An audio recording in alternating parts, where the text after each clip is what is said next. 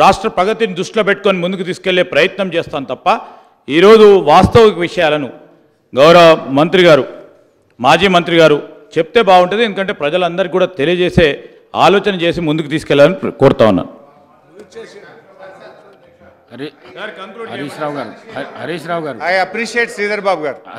I appreciate Sridhar Babu గారు. దయచేసి conclude చేయండి. 1:40 ఎట్లా సార్ మీరు ఇట్లా మా టైం పోయకపోతే ఇంతవరకు డీవియేషన్ పోగా 1:40 మాట్లాడారు. ఇంకా చాలా మంది గౌరవ సభ్యులు మాట్లాడేది ఉన్నది కాబట్టి తొందరగా కంప్లీట్ చేయండి ప్లీజ్. సార్ ఇంకొక రిక్వెస్ట్ సార్ మీతోని. బయట మా ఇంటికి వెళ్ళి ఫోన్ వచ్చితే మా పిఏ చిట్టి పంపిండు. నేను మాట్లాడుతుంటే కెమెరా నాకు చూపిస్తలేరట, మీకు చూపిస్తురట, అటు చూపిస్తురట. ఓన్లీ నా గొంతు మాత్రం వినబడుతుందట. జర కెమెరా మాది కూడా చూపించండి సార్.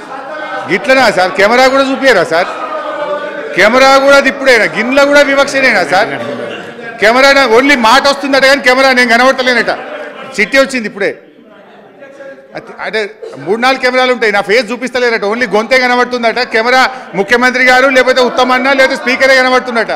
ఇంత అన్యాయమా? అధ్యక్ష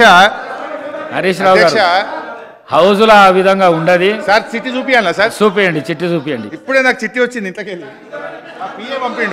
మా పిఏ పంపిండు. మీరు అలా మాట్లాడకండి ఇంటికి ఫోన్ వచ్చిందట. దయచేసి అలా మాట్లాడకండి. మీరు సీనియర్ శాసనసభ్యులు, మీరు అట్లా ఉండదు, అలా ఉండదు. Thank you sir. ఉండకపోతే ఐఎమ్ హ్యాపీ. అన్నా నువ్వు కూర్చోవే, నువ్వు గవర్నమెంట్లో ఉన్నావు, విప్పు సభను సమన్వయం చేయాలి. నువ్వు సభను ఆపడం కాదు, సమన్వయం చేయాలి. కూర్చో. అయితే అధ్యక్ష గౌరవనీయులు శ్రీధర్ బాబు గారు మంచి మాట చెప్పారు. I appreciate him. వారు ఒక మంచి మాట అన్నారు శ్రీధర్ బాబు గారు. మా ప్రభుత్వం కష్టపడ్డది, మేము స్టార్ట్ చేసినాము, ఒకటి పూర్తి చేయలే కావచ్చు, మీరు చిత్తశుద్ధితో వాటిని పూర్తి చేయాలి అని అన్నారు. So I appreciate him. Exactly నేను కూడా అదే చెప్పాలనుకుంటున్నా. ఎందుకంటే అధ్యక్ష నేను ఒక చిన్న ఉదాహరణ చెప్పి ఆ విషయానికి వస్తా.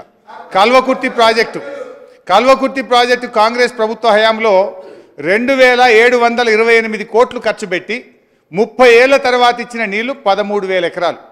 అంత మాత్రాన ఇది గత ప్రభుత్వం స్టార్ట్ చేసింది, పక్కకు పెట్టాలని మేము ఆలోచించలే. మేము చిత్తశుద్ధితో ప్రయత్నం చేసినాం. 3,07,000 ఎకరాలకు కల్వకుర్తి ఆయకట్టు మేము తీసుకుపోయాం. నెట్టంపాడు మీరు 2,300 కోట్లు ఖర్చు పెట్టి కేవలం 1,735 కోట్లు ఖర్చు పెట్టి 2,300 ఎకరాలకు మాత్రమే నీళ్లు ఇచ్చారు. ఇది గత ప్రభుత్వం స్టార్ట్ చేసింది, ఆపాలని మేము అనుకోలేదు. పెండింగ్ పనులు పూర్తి చేసి 1,39,700 ఎకరాలకు తీసుకెళ్లాం. భీమా మీరు 2,000 కోట్ల రూపాయలు ఖర్చు పెట్టి మీరు ఇచ్చిన ఆయకట్టు 12,000 మాత్రమే. కానీ మేము ఆ రోజు కష్టపడి దాని పెండింగ్ పనులు